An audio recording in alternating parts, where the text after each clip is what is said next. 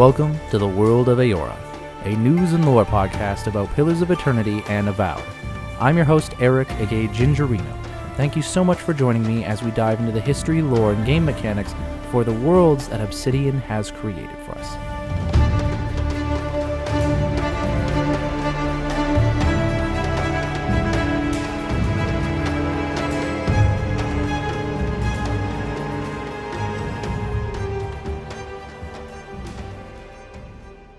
Hello everybody and welcome to another episode of the World of Eora. I'm your host, Eric, aka Gingerino.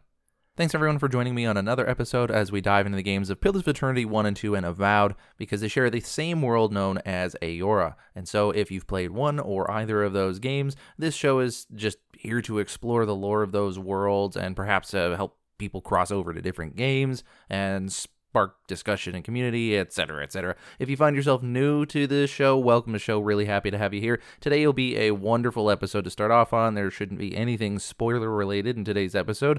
And I'm going to be diving back actually into Pillars of Eternity a little bit. I know Avowed came out recently, and there is still lots to talk about regarding Avowed, but I don't want to forget the roots from which all of this came from. And so we're going to be diving into a lot of Pillars of Eternity lore, but we are also going to be tying it to some stuff in Avowed because they do share the same world, so there is going to be a lot of crossover. Especially later in the episode, we're going to be taking a lot of lore from Avowed. Specifically today, we're talking about wizards and wizardry and how wizards do whatever it is they do. And specifically, I'm thinking about how it is that they cast magic and what they are within the world when they were created in Pillars of Eternity and how they're represented in Avowed. So we're going to be looking at wizards today. As far as news is concerned, Avowed has got their update roadmap for the rest of the year, and so that a lot of us within the Avowed community were looking forward to that, and it is now out, and we can see what's going on. The patch update 1.4 is now live, which includes some of the stuff from this roadmap. So just to give a quick little overview in case you didn't see it, there is 3 major updates coming for Avowed here now in the spring, which is already live, later on this year in the summer, and finally one last update in the fall. Current update, which is again now already out, includes the arachnophobia safe mode, which is something we saw in the game Grounded. It turns the spiders into these floating orbs, and in Avowed's case they have these little swords instead of arms, so it's no recognition of a spider at all. So for those of you out there who have a little bit of arachnophobia or a lot of it, you now have a way to play Avowed without getting upset. And now mouse and keyboard support for Xbox. This was something that was important to me as well as a number of others because it did work and they had supported it, but there was a little bit of some issues. I couldn't access one half of the radial menu when I used mouse and keyboard on Xbox, which forced me to turn on my controller, which isn't a big deal, except then after 10 minutes of inactivity, my controller would turn off and the game would pause, and I'd have to go turn that on, which, again, it's not a big deal, but I'm glad that they still did something for it. Fog of War improvements. I know a lot of people on the community were really wanting something about that because a lot of us, we open up our map and there's these little pieces of fog on the map that you can't access because there's invisible walls around it, and it just frustrates players.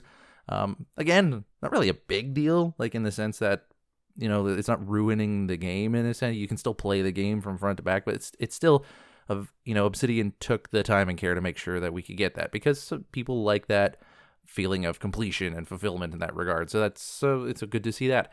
More gold and crafting materials. I think this will be particularly helpful because you need a lot of gold and crafting by the end of the game to level up some of the items that you have, and you got to be pretty selective, which is fine and dandy if you're going to replay the game 100 times, but if you're a person who has limited time, like myself, even though I do a podcast on this stuff, I'm not going to get more than a couple, maybe a few playthroughs out of it. Up to date. I suppose if you weren't doing a podcast on it and you had my time, you might only play it once, and so having the option to be able to explore a lot of things is good. The soul pods will now be able to use for dispelling illusions, and this was really, really requested by the community because you were essentially forced to have Yahtzee, one of the companions of the game, with you all the time in order to dispel illusions in the world because you had no way of doing it yourself, which is okay because Yahtzee was a great character to have around, but then that meant you couldn't have other people around with you, or if you did, when you found a dispel illusion thing, you had to go back to camp, get Yahtzee, come back, and dispel the illusion. It was just really irritating, and so I'm really happy to see that. And lastly, for this live update, we have unique gear improvements. And so I don't know what the specifics of that are. That's obviously just some tweaking and fine-tuning of the unique gear that we get within the game. Now, I'm not going to go into deeper, speculation on the other ones. I'll just kind of go quickly through the bullet points of summer and fall. In summer, we're going to be looking at cooking and crafting improvements. We have new NPC abilities and behavior, new active and passive abilities, as well as new unique armor and weapons, and finally, custom map markers. Really happy to see all of this, especially anything that might involve new lore, like new unique weapons and armor. It'll be cool to see some new abilities in the game as well. And custom map markers, I think actually would be pretty handy, especially if I'm like trying to take screenshots for like this show or something like that. So that's very helpful. And then finally, in fall of 2025, and this is one I'm really excited about, we have New Game Plus, Photo Mode, new weapon type, changing appearance in the world, new character presets, and more godlike feature presets. That last update seems really geared towards, hey, you should play the game again, because you can have, there's new character presets. There's going to be more godlike feature presets, so you can make your godlike look different than you can so far up to now. And it offers a New Game Plus mode. So I think the fall update is really geared towards trying to get you to replay the game of Avowed, which I will definitely do. New Game Plus is something I have personally been like, why wasn't it here at launch? And like Obsidian made the choices they had so they can get Avowed out in the state that it was, and it was out in a good state, so I'm glad that they did. But man, this game is just, if any game screams, hey, New Game Plus is really good here, this is one of them. I mean, like, some of the builds you can make with weapons and armor that you find late game that would be really fun to like carry through at the beginning of the game and actually get to experience it in a full breadth kind of a way. Like it makes sense that New Game Plus would be in Avowed. So I'm glad to see it. I'm a little saddened that it's going to be something that is coming out in the fall rather than something that came at launch or this summer, but that's the fact that they're putting it in. Super happy about that. So that's what we have to look forward to for the update roadmap down the road. And yeah, that's everything regarding the news. I'm super hyped about it. I know I'm going to do another playthrough for sure, especially when their new weapons and armor come out that have different lore to them. And it's just always good to do another game replay. Speaking of which, I should probably replay Pillars of Eternity 1 and 2 again. I know I've played a lot of it, but I don't know. It's a great game. I like the story. It's also kind of like my comfort food at this point in time because I've played it so many times, but probably not as many as a lot of you listening, actually. I know for a fact that some of you out there have played it dozens of times, and man, it's a big game, and that's a lot to do, but well, whatever. That's everything that we have to talk about news related. Let's just dive into the lore on wizards today. Half the locals would arrest you for trespassing, and the rest would kill you outright. I'm curious, what exactly did you find there? All right, surprisingly, there's not like a ton about wizards. They're not this like really crazy unique idea within fantasy in the first place. And the Pillars of Eternity universe and the Avowed universe that is Eora, it doesn't take like massive leaps or bounds away from a lot of what we see within fantasy. I mean, it obviously has its own unique spin on it, right? But it's one of those classes that I think Obsidian left familiar enough so that people coming into the game of Pillars of Eternity when it was developed and released, there was a sense of familiarity there, right? They did the same thing with the races. You had dwarves, elves, and humans, and those are in every fantasy game. But then you had the weirdo races, right? Like Orlans, Godlike, and Amauans for those who wanted to try something brand new. And I think Wizard was one of those classes that, again, had its own unique twist to it, but was still familiar for those who wanted to stick down that path. So let's just dive into what the description of a wizard is. I'm reading this off of pillarsofeternity.fandom.com, but this particular quote actually comes out of the game when you read the in-game lore for what a wizard is. It reads, "The masters of academic magic. Wizards are students of arcane traditions that stretch back beyond the boundaries of recorded history. Wizards are a highly organized group, often forming academies or guilds devoted to research and development in magical studies, and tend to favor environments where inquiry, experimentation, debate, and the dissemination of knowledge are encouraged. Many accomplished wizards eventually become known for their eccentricity, their egos, and their unquenchable interest in all things arcane and occult." And so there we have wizards. Now, I want to draw a distinction between wizards and animancers in particular. They're not one and the same, but they very clearly have a lot of overlap. For those who are not familiar with what an animancer is a person who practices in the scientific field of animancy. which, obviously that doesn't help you. Animancy is a scientific study that looks at the soul. The soul is something that does exist in this world. You have a soul, I have a soul, rocks have souls. Well, they have essence anyways. And essence is the stuff that souls are made of. And animancy is the science of that stuff, that essence. And so an animancer studies essence, whether to create magical things or not, or to study the arcane, not necessarily. But obviously there's going to be some overlap, because everything that exists in this world that is magic or arcane has to do with essence. So there's obviously going to be a lot of overlap between wizards and animancers. But animancers are focusing specifically on the essence itself, like the physical properties, if you will, of essence, whereas wizards are kind of, I think, a little bit broader. They can be. At least that's my kind of interpretation of what the lore is presenting. Wizards, as we often see in other fantasy media, they are also masters of academic arcane things, students of arcane traditions, and that stretch back to beyond the boundaries of recorded history. And this is what it says here in this little blurb, right? And so when you think of these robed figures with long beards, just reading through their books and tomes and doing research and experiments to discover the hidden secrets of the fabric of reality and create new magic, etc., that's very much on point for what a wizard is in the Pillars of Eternity world and Avowed. And we can see that when we interact with some of them. One of the characters that you can bring around in Pillars of Eternity 1, Aloth Corficer, is a wizard, and you can see him throughout the Pillars of Eternity series. We don't see him in Avowed, which is unfortunate. We do see an archmage in Avowed through Ringgrim, as well as there are wizard enemies from different factions. You might have a steel garrote wizard attacking you. At least I'm pretty sure you do. And we see wizards throughout Pillars of Eternity and other archmages as well. So we see these individuals who are masters of the arcane. And we even see highly organized groups, or at least we hear about them. There is one particular academy called the Bragganhyl Academy, which I'll talk about a little bit later, that is, I also think about it as like the Eora version of Hogwarts. We never really see it, and it's also not about, fun and fancy stories about these kids growing up into adults taking on the Dark One. But it is, a magic academy where people become basically battle knights, I assume. I can't remember everything about Bragganhyl. We don't see it in-game. We only hear about it within the lore, and we read about it in a short story, which you can actually find online, by the way. On Obsidian's website, for Pillars of Eternity, you can find a media link, and it shows you short stories that were written by developers at Obsidian within the world of Eora. Just stories to read. And there's a great story in there from the perspective of Aloth, one of our characters in Pillars of Eternity, and his experiences at Bragganhyl and what it was like, especially growing up in an Adiran place, which is where Bragganhyl is. So wizards are a highly organized group. We have the archmages of Eora, and they have this circle of the archmages, what they call themselves. And so these are these high and mighty archmages that oversee some of the most esoteric and crazy things within this world. You have academic places like Bragganhyl, and you have other wizard conclaves and groups that will form within this world.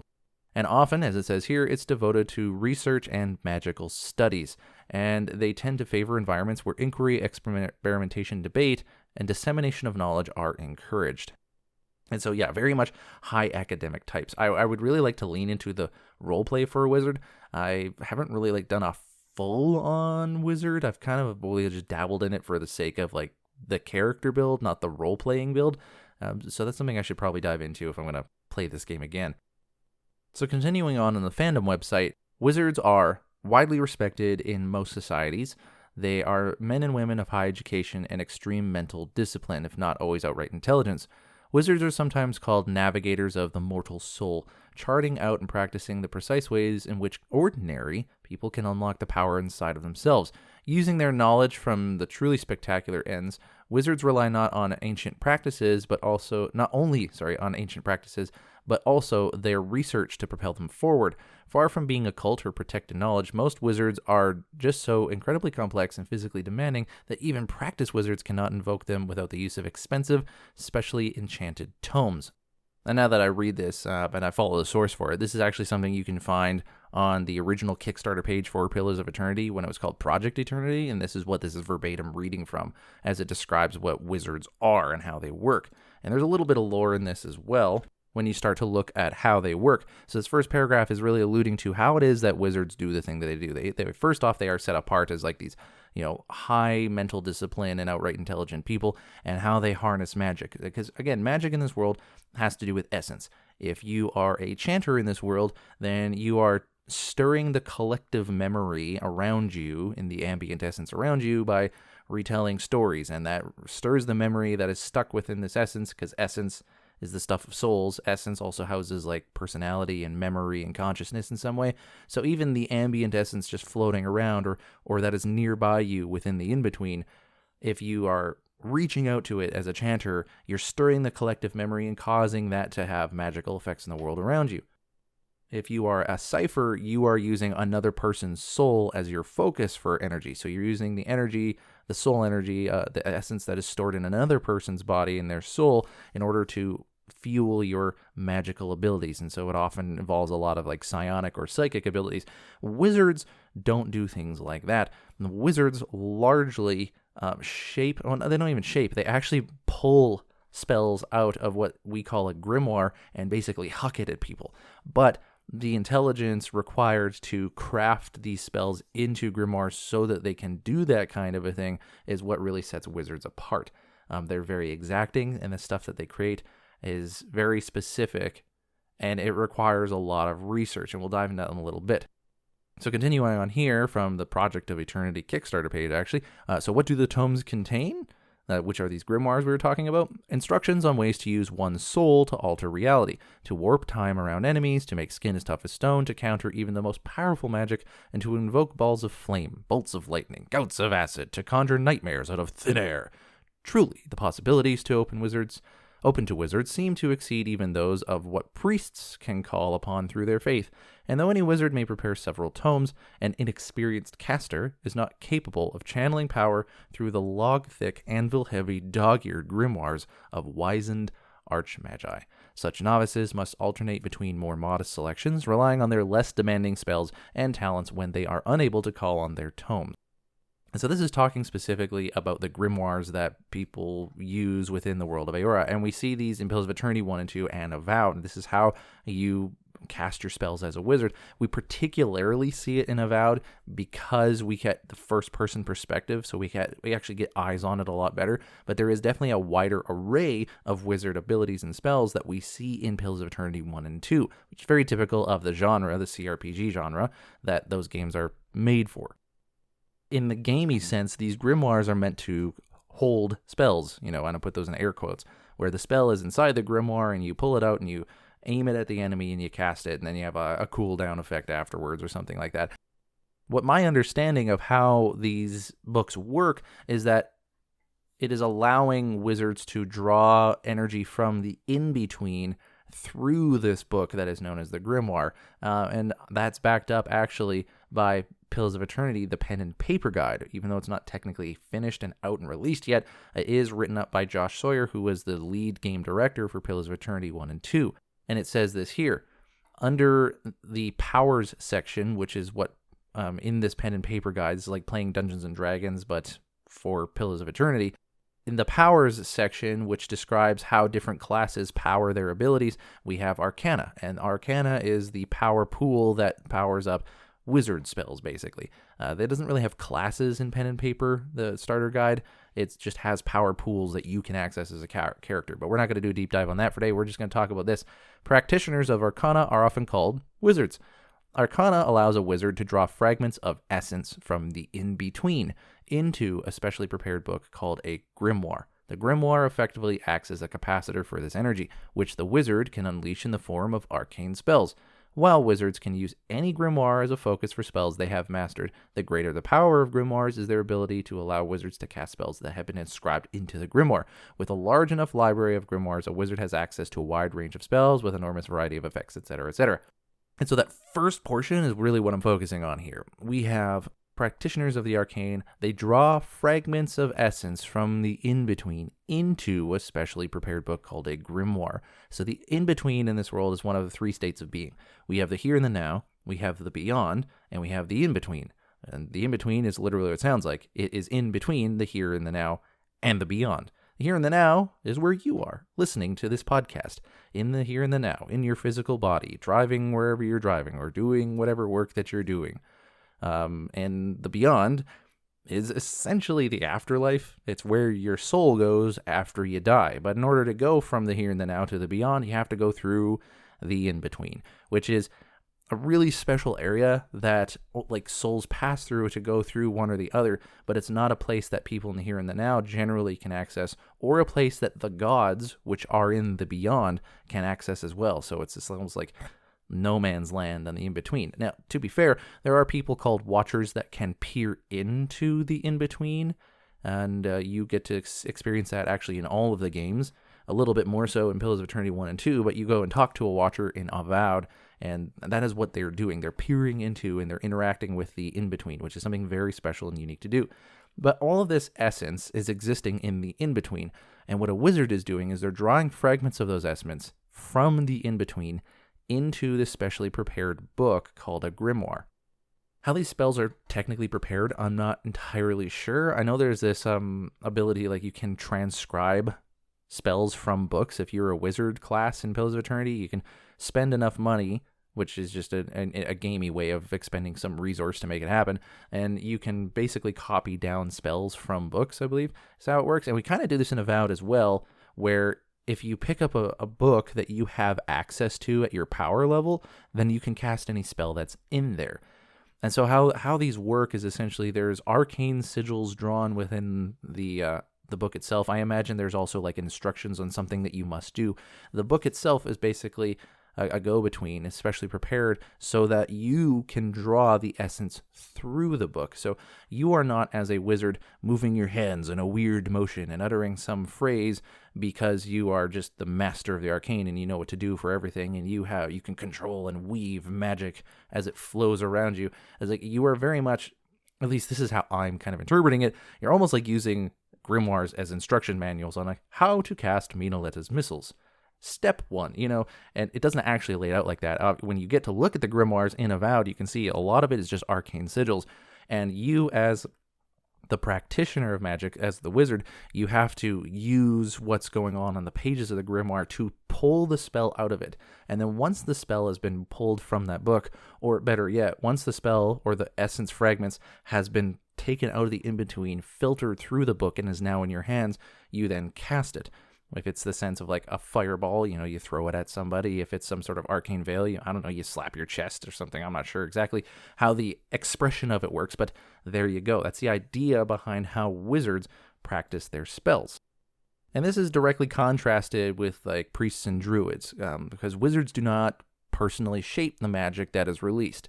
It is just their grimoire spell book doing most of the work. And that's literally off the Project Eternity page that we were reading earlier. Now, with that being said, let's dive into some of the interesting, unique ways that wizards can express themselves, because wizards, as you can imagine, with there being such a wide variety of spells and ways to practice the arcane, there are different subclasses, as you can see in Pillars of Eternity 2 Deadfire. In Pillars of Eternity 2, there's literally subclasses that you can choose in your character creation, or no subclass, if you'd rather just be kind of, a general studies major. There is Conjurer, Enchanter, Evoker, Illusionist, Transmuter, and Blood Mage, which is always fun. And, depending on what it is that you're choosing will, set up the gaminess of those games. It'll give you, like, increased power for certain spells, decreased power, or no access to certain spells, depending on which background you choose, if you choose a background at all. And each one of these subclasses come with little blurbs about what they are.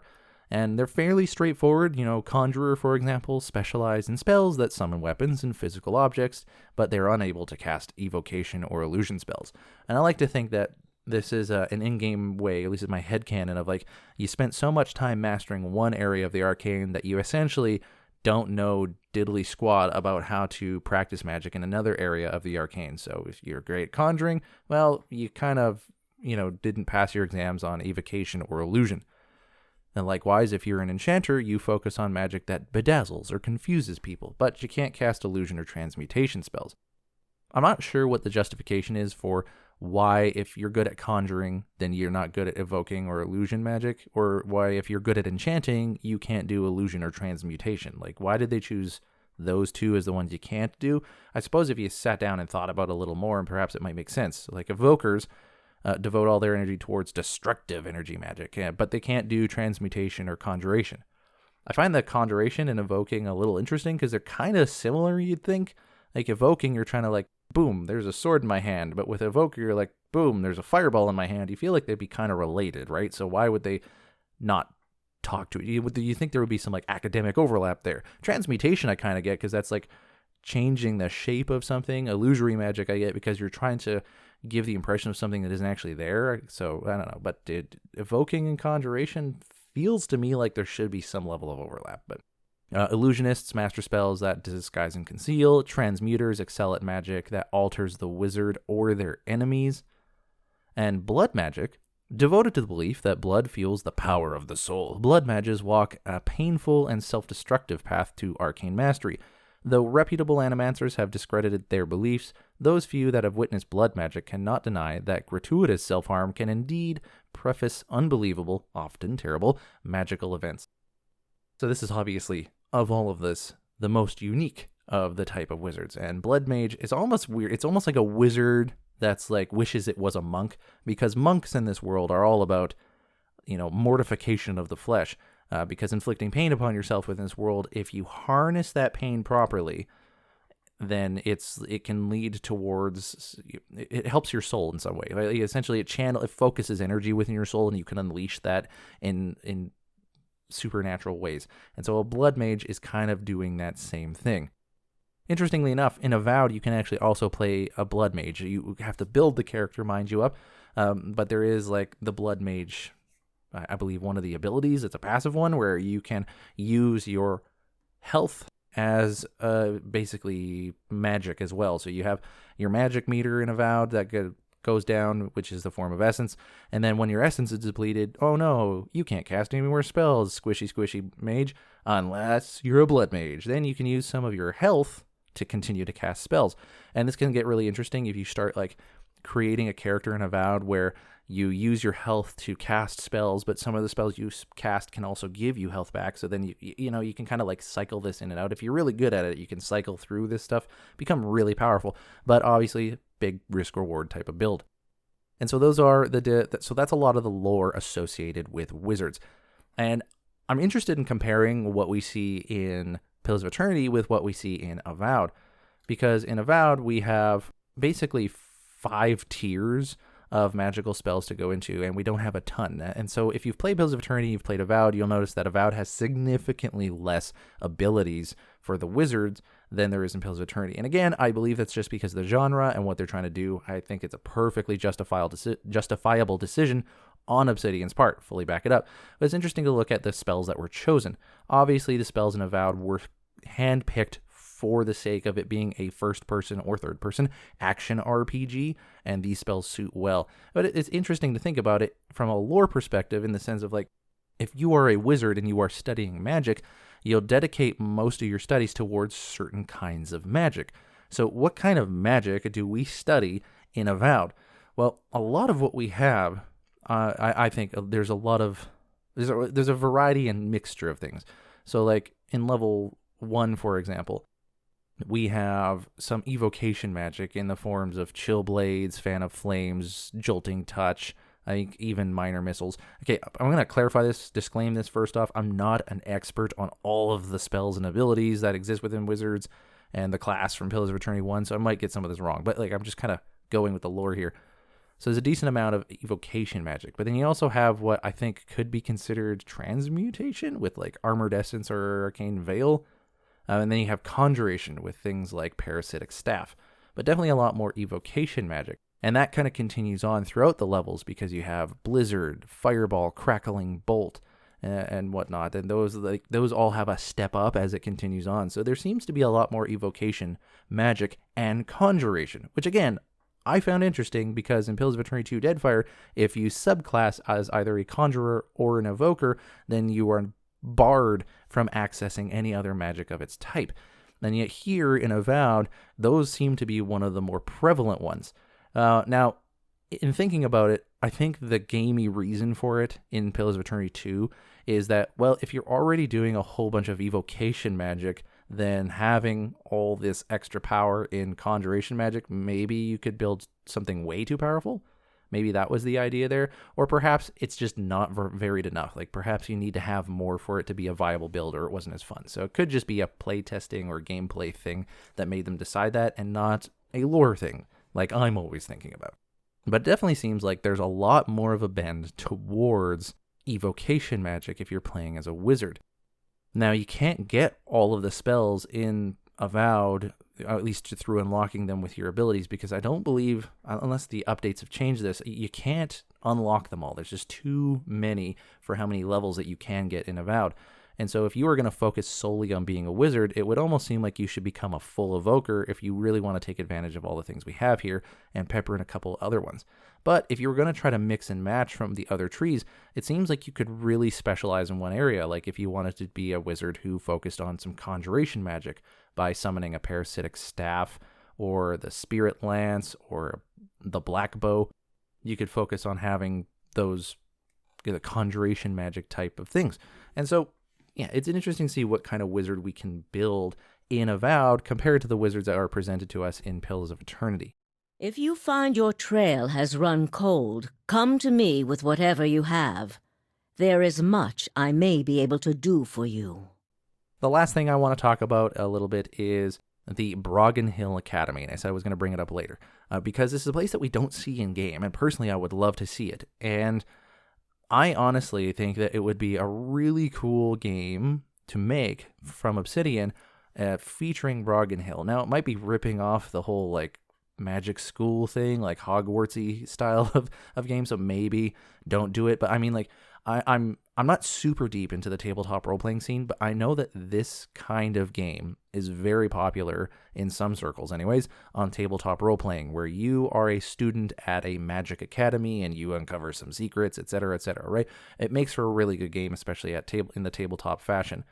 But I also think that it does make an interesting game as well, and it would be really interesting, me personally anyways, I find it would be really interesting to see what Obsidian's take on that would be. What is Obsidian's expression of Magic Academy as a game, and how they would, create a compelling story instead of characters there. And you can do this with Bragganhyl Academy, particularly because they very clearly have a lot of lore that people at Obsidian know about Bragganhyl, because it gets mentioned a lot as well. I think Carrie Patel wrote the short story that we can read about for Aloth regarding his time at Bragganhyl Academy. So it seems like there's enough lore and understanding about this place at Obsidian that they could create a game out of it. Bragganhyl Academy is also in the Aedir Empire, which is, again, one of the factions, or I guess nations and superpowers of this world, that they have fleshed out the lore of very well. And so this is something Obsidian is very familiar with. It would also allow them to, bring back more themes of Woodica and et cetera, because they very much seem to favor Woodica as a character, one of the gods of this world, in the games of Pillars of Eternity and Avowed. I'm not going to say how, because I don't want to be spoilers, but they're definitely involved in different ways. And so I'm going to read some little blurbs about Bragganhyl that we don't know everything about it. Now, obviously, if you want to learn a lot about Bragganhyl Academy, the thing to do is to go read the book Until He Started Screaming, which again is a short story that you can read, and written by Carrie Patel, published by Obsidian Entertainment.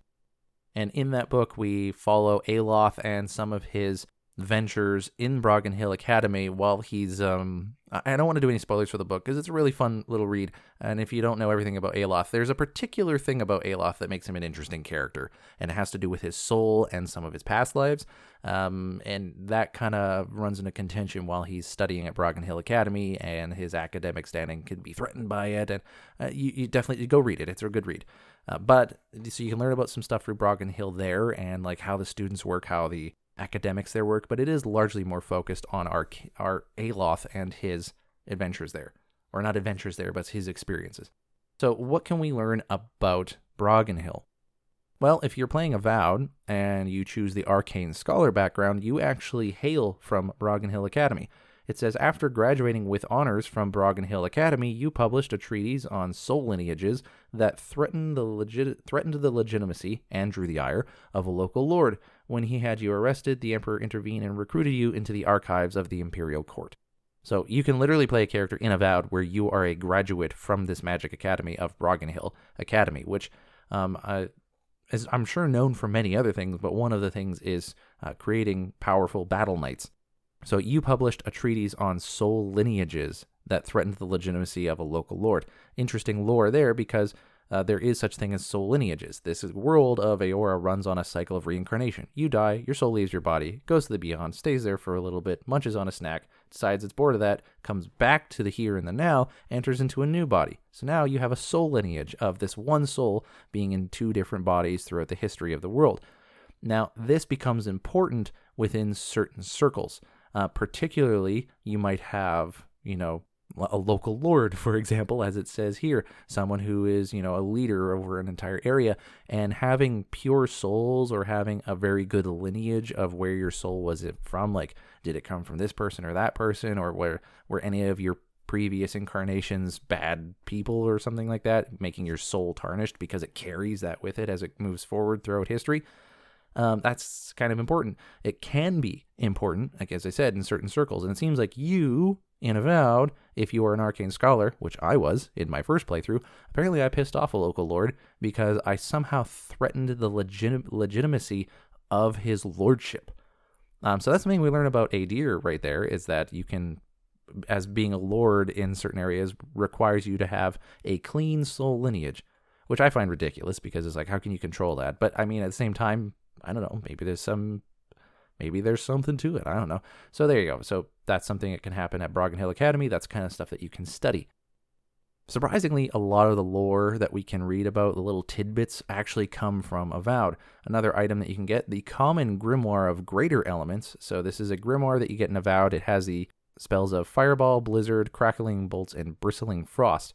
If you read the item description for this just regular common item, it says this grimoire was a collaboration between Bragganhyl Academy scholars and a sect of the Hand Occult who joined forces to produce a book of terrifying potential. The pages contain diagrams of the stars and the aftermath of forest fires, frostbitten limbs, and lightning burns. So it seems that Bragganhyl Academy and a sect of the Hand Occult, which is essentially a secret esoteric faction of librarians, is what I'm going to call them. They like to control the flow of esoteric knowledge within the world of Eora. They know some of the deepest, darkest secrets that no one will ever hear of, and they also cover up a lot of that stuff. So they have the Hand Occult in tow with Bragganhyl Academy, working together to create things like different grimoires.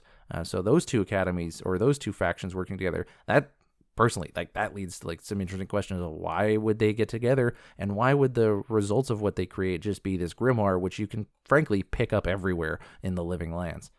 So interesting little collaboration there. Robes of Surpassing Brilliance is a robe in Avowed. It's a unique one. And when you read its item description, it says, despite their garish and somewhat offensive appearance, these robes are of exquisite make. In addition, the enchantments carefully placed upon them are a wonderful boon for any wizard or arcanist of any kind. Unfortunately for prodigal student that enchanted these robes, such augmentations are not allowed for use during exams at the esteemed Bragganhyl Academy.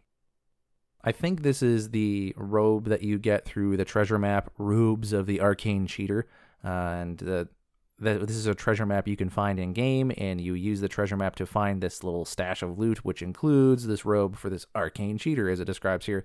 It's funny enough because when you have that treasure map, the in-game description says, and here I thought I was being clever, cheating on my exams at Bragganhyl by crafting a helpful robe. Then I got caught. That ugly bundle of rags cost me my education and my future as a scholar. Wasn't worth it in the end. I find that interesting because it's like if you were able to craft a robe that helped you cheat at a wizard academy, you're using magic to almost go above the magic that you're supposed to be learning. So in a way, creating this cheater robe was like a display of your competency as a magic user. And so I think at Bragganhyl, maybe they should have I don't know, in a weird way validated that, but I don't know, perhaps Bragganhyl is a no nonsense kind of place, obviously, where they could look at that and not be like, well, it was really cool what you did, so we're going to actually, we're going to fail you in your exam. You're going to have to write it again anyways, but we're going to remember this as some sort of extra credit. They're like, no, you cheated. You didn't have any integrity, so out with you. That's the kind of place that Bragganhyl is like. So you read between the lines a little bit and you learn the kind of place that Bragganhyl Academy is like, because you could have very easily thought that that would be a credible thing to do, but it was not. If you pick up any armor in Avowed that's labeled as Sentinel, such as this one, the Sentinel Mail, this also talks about the Bragganhyl Academy. In nations like Adir, where dangerous wizards are common due to the presence of renowned places of learning like Bragganhyl Academy, it is not uncommon for those of means, such as nobles and successful merchants, to outfit their guard with the best that money can buy. And this is interesting because it mentions Bragganhyl Academy here in conjunction with dangerous wizards. And so does places like Bragganhyl Academy hold their graduates to any form of a moral code at all, or do they not? Now, Bragganhyl Academy being from the Adir Empire, I feel like they would enforce a moral code within, the expectations of that society, because they're very, very strict on what, at least Adir, the nation, is very strict on what they think is what right and wrong, and they're very, very enforceful about those things. And in fact, if you read the short story that I was recommending to you, you'll learn that there are some things that are not allowed at Bragganhyl Academy. So there is probably some level of moral or social conditioning that goes on with these graduates, and yet dangerous wizards can still graduate from here. So what kind of restrictions are placed there? What kind of people can come out of places like Bragganhyl Academy? Are those the people that graduated, or are they people that studied and then got kicked out because they weren't of a particular moral character? It's an interesting question to ask. One I think Obsidian could explore in some sort of video game, mayhaps. Again, in Avowed, if you have a fine wand, which is something you can just pick up lying around on the ground, quite literally. It says, for the fine wand weapon, boned wands are crafted from the dead, typically the ulna, the femur, or an especially long finger. I'm going to be honest with you, I did an internet search for Bragganhyl Academy, and I saw that fine wand had this, and I didn't really read that first part. I just kind of skipped to the head. So that's cool. Bone wands are crafted from the dead. I mean, bone wands are called bone wands for a reason, so that makes sense. But that was a little surprising. So perhaps, good sir or madam, if you are playing Avowed and you are using a wand, you may be using the bones of someone who died long ago. Morbid though it may seem, the tradition is far from unusual. Tenured professors at Bragganhyl Academy donate bones to their apprentices, and some liches make wands from their own ribs. Anyone who possesses a powerful soul in life can be made to serve a wizard in death. Wow, that's cool. So a lot of people who have wands might actually be using the bones of people. And so that, interestingly enough, tenured professors at Bragganhyl Academy donate their bones to their apprentices. That's kind of nice. In a way, I guess. I suppose if it's not any sort of weird moral constraint in that area, then it's kind of nice in a sense. It's not like anyone else can get those bones. There's only so many bones a person can have, so it's almost like limited edition wands in some sense. I'm going to stop talking about this now before it starts to get into really morbid territory, but I'm sure you can fill in some of the blanks yourself. And some liches will make wands from their own ribs. That's pretty interesting, and a little badass. Pretty heavy metal. I mean, liches are heavy metal to begin with. But yeah, so that's the find wand description. So I didn't realize how much bones I was working with in the game of Avowed, but there you go. Anyone who possessed a powerful soul in life can be made to serve a wizard in death. A nice little, I think, flavor at the end of that text. Next up, we have Ring of Greater Overseeing, which again is in Avowed, and it mentions Bragganhyl Academy right at the start. A favorite of Bragganhyl Academy alumni and outlaw hedge wizards alike. That is this ring, which helps you with area of effect damage. So people who graduate from Bragganhyl and people who are outlaw wizards, they love this ring. These rings greatly enhance spells that cover a wide area, etc., etc. And so this is just talking about what the ring does, but it mentions here that it's a favorite of alumni from Bragganhyl Academy, as well as outlaw hedge wizards.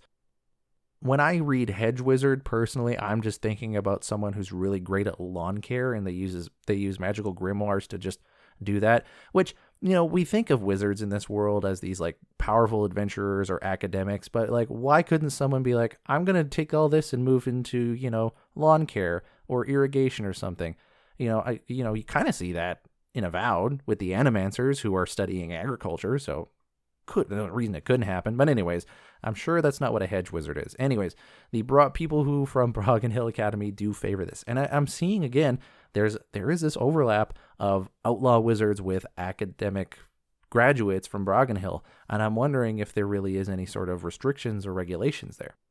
I mention all of this because, well, a lot of people are clamoring for DLC for Avowed, or an expansion or a content update. And when you look at the different regions in the map the world map for Avowed, it seems like Obsidian had ideas for other areas to go to, because the map is expansive and we don't touch nearly all that we see, and there's some pretty cool spots on the map. Now, that could just be there to outline what is there on the Living Lands, but it seemed like Obsidian had ideas of what to do there.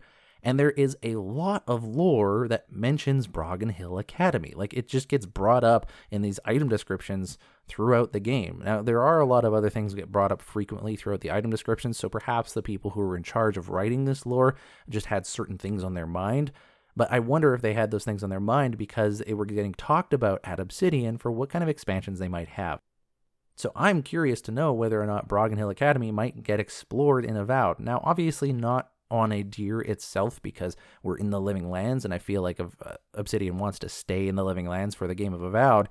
But would there not be, like, you know, a contingency of Bragganhyl academics who went to the Living Lands to study the magic there and see what effects it might have on their research? And could we go to that region? Is that something that Obsidian has considered? Or is it something that they're considering for a future game? There's a lot of lore and foundation that's already there. So a lot of the work in terms of lore has already been done. They just have to kind of set up the story and the characters that are in line with what they've already set up. But then again, I don't know. Maybe they want to start fresh and go to the White That Wins or Rawatai or something like that, or just go somewhere completely brand new.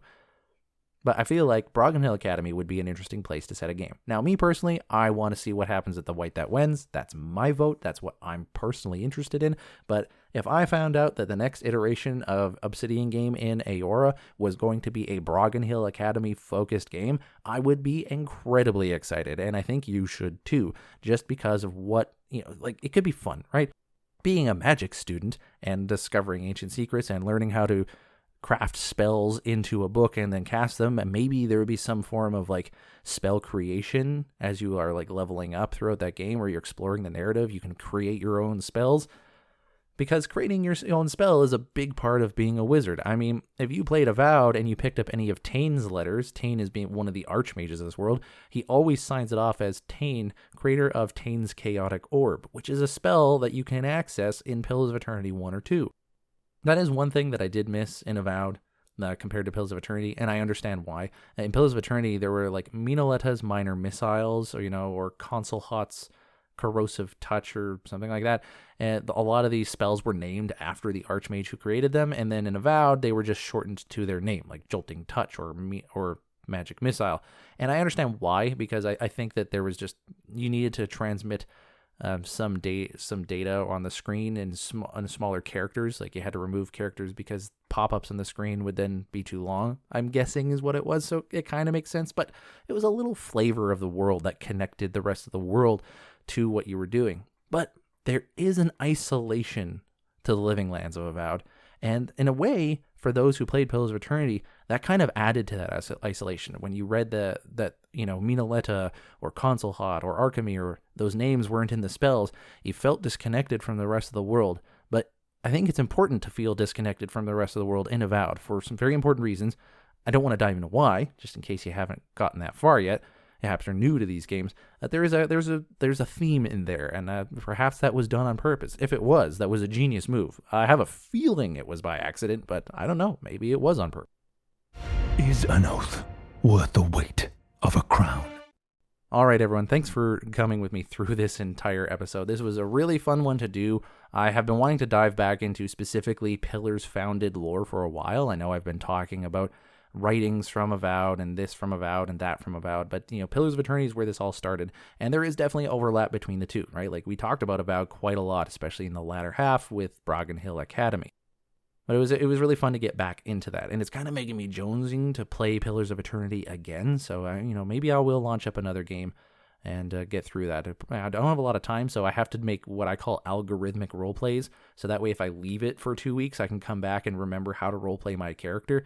Essentially, I create an algorithm that helps me make decisions for a character. I find that really fun and rewarding, because instead of, you know, what I would call traditional roleplay in a game like that, where you're like, I am a character who comes from here and does this and does that, and then you make all your decisions in line with that idea. An algorithmic roleplay is like, this character already exists in its fullness. I am discovering who they are as I play.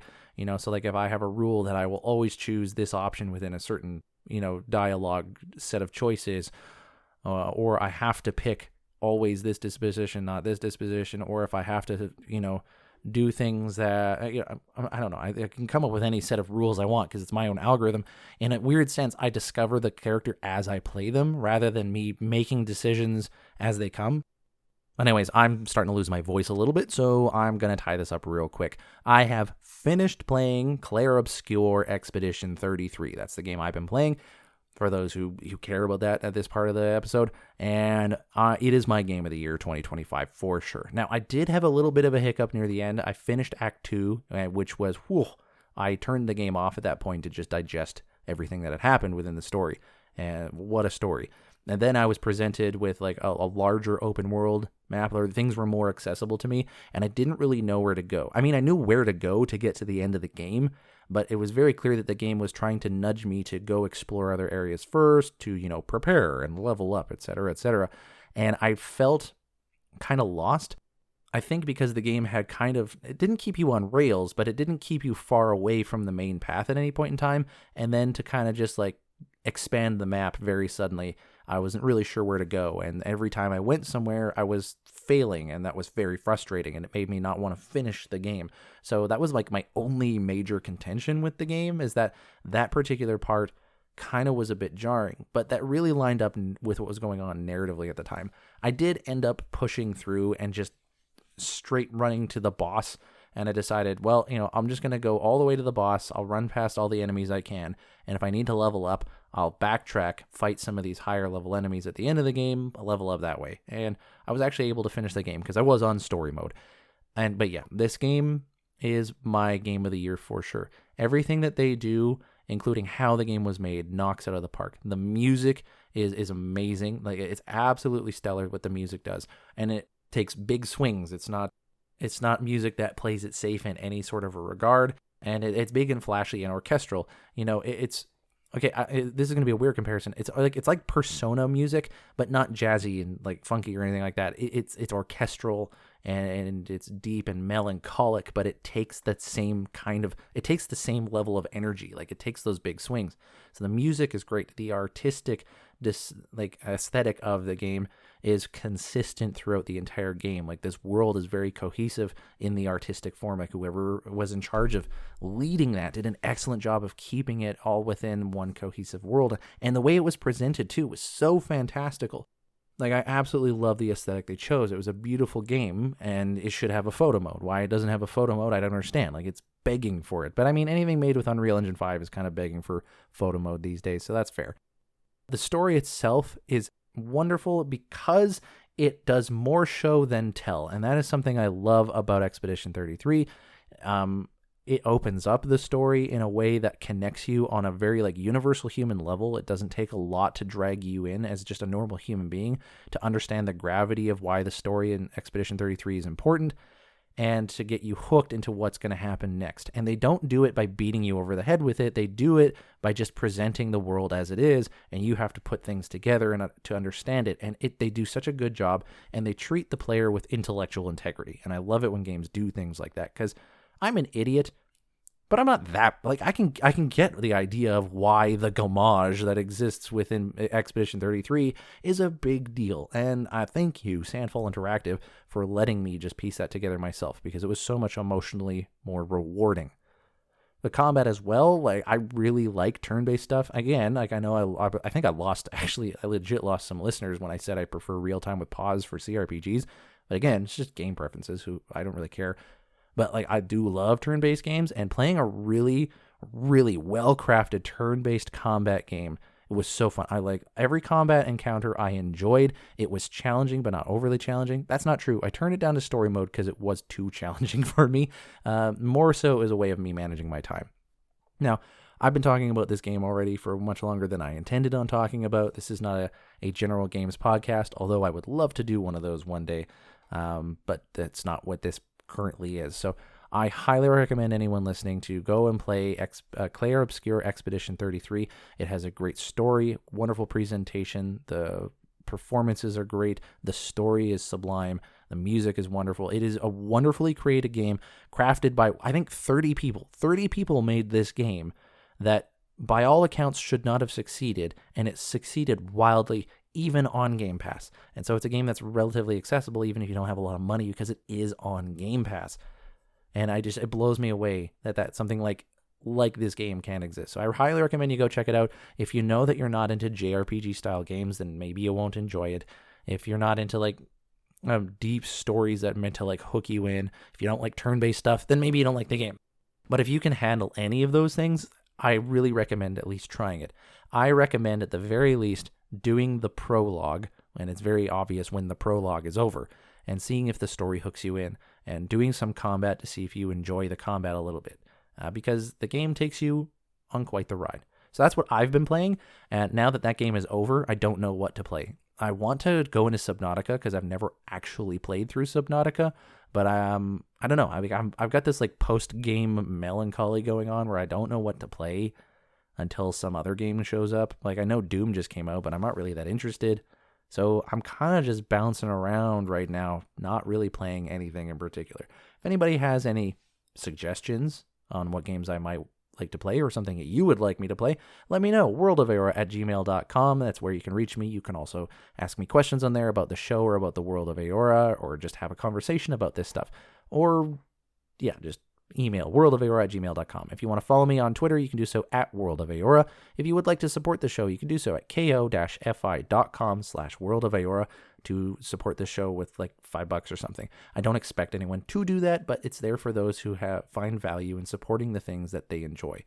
If you want to support the show, but you don't want to do so financially, you can do so by engaging with whatever platform you're on. If you're on iTunes, leave a rating and a review. If you're on Spotify, I don't know if they do ratings, but I know they let you do comments.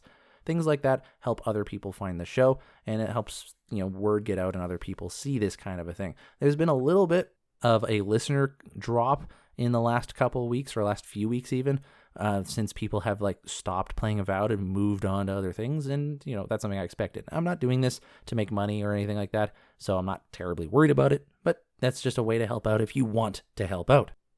Okay, my voice is starting to really go. Like I've had to cut out a lot of coughing fits that you haven't heard yet. So I'm going to go now. Thanks everyone for listening to today's episode where we dove into wizards. It was a great episode to do, really fun. I hope you enjoyed it. Please send me an email if you have any questions, comments, concerns, or notice that I had anything erroneous or I missed something glaring that I should have included. Thanks everyone for listening. I'm your host, Eric A.K. Gingerino, and I'll see you guys next time.